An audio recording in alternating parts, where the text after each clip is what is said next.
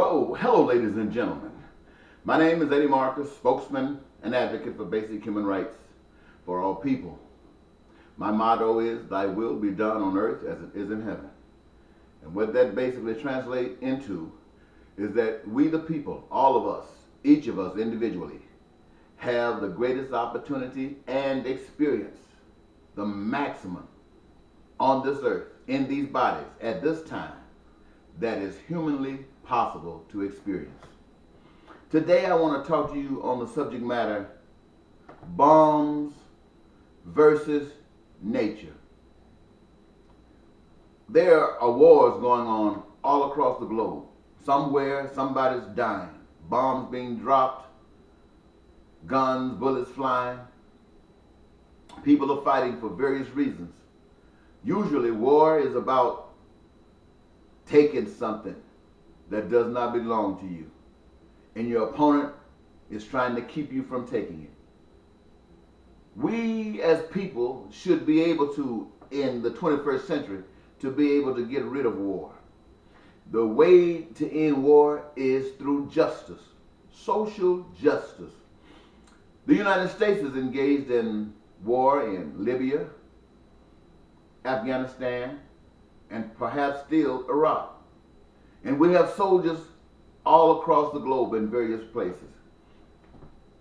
If the president, if Congress asks me, Eddie, what do I think I should do, or the nation should do, since I'm spokesman and advocate for basic human rights, I would say bring all of our troops from wherever they are, bring them home.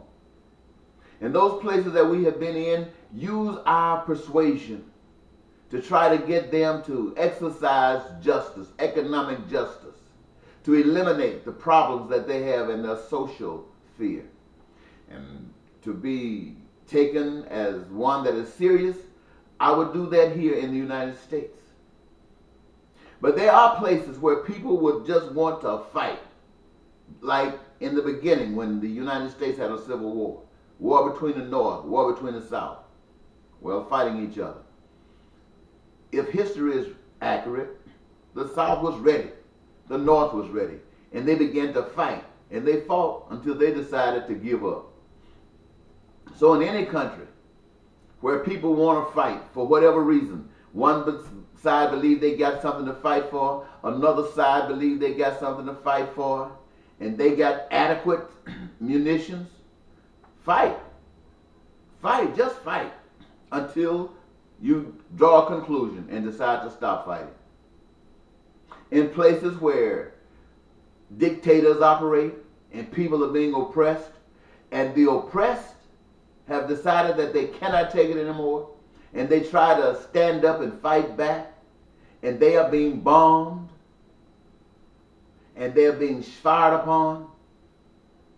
I used to say, and very recent, that powers that have the ability should go and defend these people. But I've had a new enlightenment since then, and I'd like to share that with you. In Libya, where you have the resistors to Omar Gaddafi. In Syria, where the guys are being bombed up, they don't have the military might. How do you win a fight like that? I tell you what, take the high road. If you don't have the munitions to fight back, then don't try to kill anybody.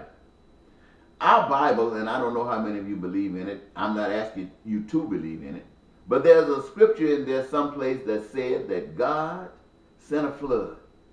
It rained 40 days and it rained 40 nights, and it supposedly wiped out most of humanity on the earth. I don't know how accurate that is, but I have seen on television the tsunamis, and they can do great damage.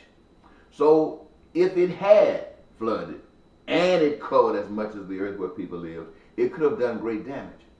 But that scripture also said that God would not cause floods and rain and water to come upon people anymore to that extent to wipe them out. But the next time it would be fire. Well, water and floods, that's in God's hands. But fire is in your hands. And fire can make you equal to any adversary. So I'm saying to you, poor people who are being oppressed and bombed and killed, you don't have the guns to fight. But There's a power superior to you as far as military might is concerned, and they want to take you down, and they don't mind killing you. So I say, take out the great equalizer. Take out the match. Infiltrate their cities. Infiltrate those places that are important to them. Infiltrate what they have held up as their monumental power and burn it down. Burn it down and bring them to your level in the streets. I got a strange feeling after a while they will start saying, put down the guns. And they'll start talking to you. And they'll want to work things out. And for those of you, even in the United States of America, we have heard from conspiracy theorists who have said that there's a world government in the making. And there will come a time that those people who resist this world government, who resist getting a mark, to shop, to do all these different things, martial law will be presented to them. And they will be herded off into camps. I hope and pray that that never happens. But if it does, do not allow yourselves to be herded up and put in concentration camps. Some power, military might, is trying to overcome you. Remember the scripture. Fire is the great equalizer. If you can't have justice, fire is the great equalizer. You find you someplace to go where those powers operate that are trying to destroy you, and reduce them to your level. Let them have all the guns that they want, but no place to make the bullets and ammunition. Let them have all the military might they want, but they got to sleep in tents just like you. I got a feeling, I'm not sure. But that will be a great equalizer, and pretty soon they'll want to talk. Let's hope they will want to talk before we get to this point. Now this is the force of violence from bombs and guns and bullets. But nature has a heck of a power. Just last night, down in Alabama, Georgia, Mississippi, the night before in Kentucky, Tennessee, hurricanes, tornadoes is wiping the place out. I mean, cities are being wiped out, trucks, big 18-wheelers, flipped all over, cars thrown around like trash cans, buildings falling, businesses done, people killed. Nature is awesome. And when you look at it on television, it looks like Iraq. But not one bomb has been dropped. Not one bullet fired.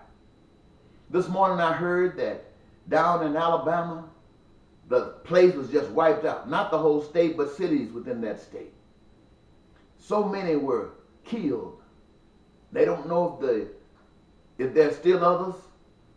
But at that time, I think we had over 150 something in Alabama alone. I got up out of the bed. I went and I got on my knees to pray that if nature was doing something as a result of the seeds that the people of Alabama, as a seed of the people of the United States had planted, and this is the fruit of it, I began to pray and ask God to hold up. And as I began to pray, something hit me, that God is God. And who am I to get on my knees and tell God or ask God to stay his business? Well, I was convicted there, condemned for trying to be smarter than God. So I got up off my knees, and I come back to you, ladies and gentlemen. I don't know if nature is punishing the United States of America, if nature is punishing these other states where, now I know we say that weather, the conditions are the reasons why storms and hurricanes occur. But even the conditions that would cause these things to happen are under the control of God. So I don't know if this is directly responsible for what's happening, but let's not take any chances. Let us clean up our act. Let us forget the way we have always lived. Let us begin to try to come up with a different way of living, a way that brings peace to the United States, a way that brings peace to Russia, a way that brings peace to Syria, to Libya, to Afghanistan, to Iraq, to all of the places where wars are being fought, Egypt. Let us come up with a way that people everywhere in every nation can be happy to be alive, to contribute in the functions of their society, to play a part, to make it grow, to watch it grow, to receive the benefits thereof. Let us do that. Let us focus on the magnificent world as opposed to the individual I. I don't think that's asking too much. But I'd like to ask you, as spokesman and advocate for basic human rights, when we start thinking about bombs versus nature, in any event, we are being destroyed as people, either under the bomb, either under nature. We, the people, lose. So if nature wants to come upon us and destroy us, and we can't control nature, and what our getting good won't stop nature, let us make sure that none of us die from a gun. Let us make sure that none of us die from a bullet. Let us make sure that we as a people, we as individuals, do the best we can. We change our lives. We change our minds and our way of thinking. And do the best we can to make this the only heaven that we know. There might be others, but right now we don't know of any. So let us make one heaven, and that's right here. Can we do that? Bombs versus nature. We the people can win. I'm ready. Bye-bye.